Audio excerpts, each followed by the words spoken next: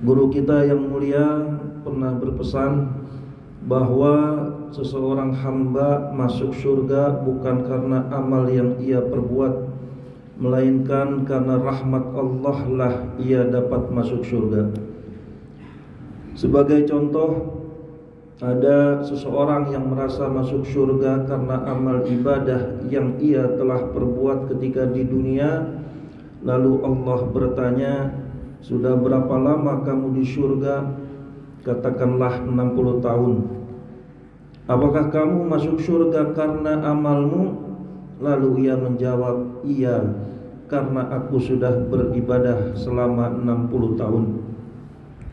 Maka Allah berkata, "Kalau begitu cukup sampai sini saja. Surga ini untukmu hanya 60 tahun sesuai dengan amalmu. Sekarang keluarlah dari surga."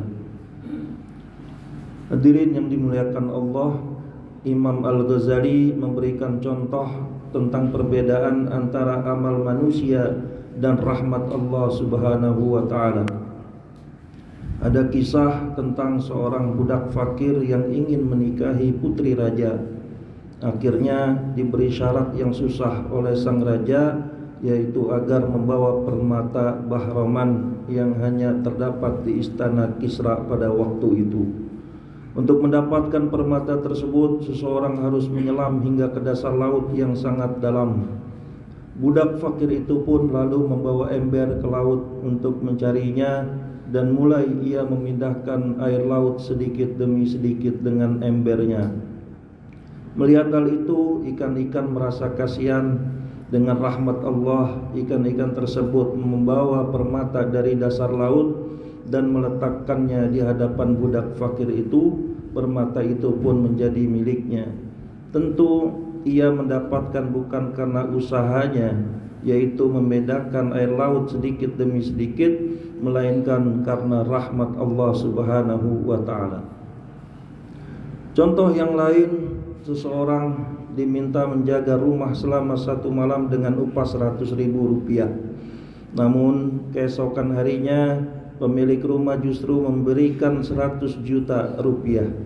Tentu saja 100 juta bukanlah upah yang setara untuk menjaga rumah selama 1 malam, melainkan bentuk rahmat dan kasih sayang dari pemilik rumah.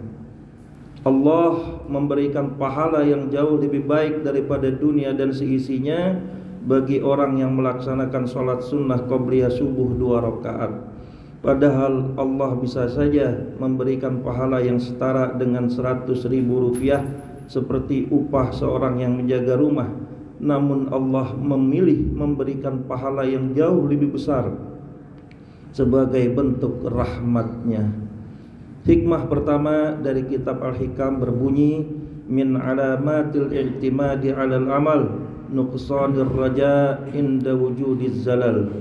Hikmah ini mengajarkan bahwa kebergantungan harus selalu kepada Allah, baik dalam keberhasilan maupun dalam kegagalan. Amal hanyalah alat, sedangkan rahmat Allah adalah tujuan dan sebab utama keberhasilan.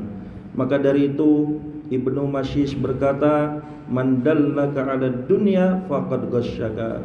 Barang siapa yang menunjukkanmu kepada dunia, maka ia telah menipumu.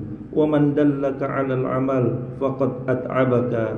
Barang siapa yang menunjukkanmu kepada amal, maka ia telah melelahkanmu. "Wa man dallaka 'ala Allah faqad arahaka." Dan barang siapa menunjukkanmu kepada Allah, maka ia telah memberimu ketenangan. Di dalam hadis an Abi Hurairah, qala sami'tu Rasulullah sallallahu alaihi wasallam yaqul, "La yudkhila ahadan 'amaluhu al-jannah." Qalu, "Wala anta ya Rasulullah?" Qala, "La wala ana illa ayyataghammadiyallah bifadlin wa rahmah."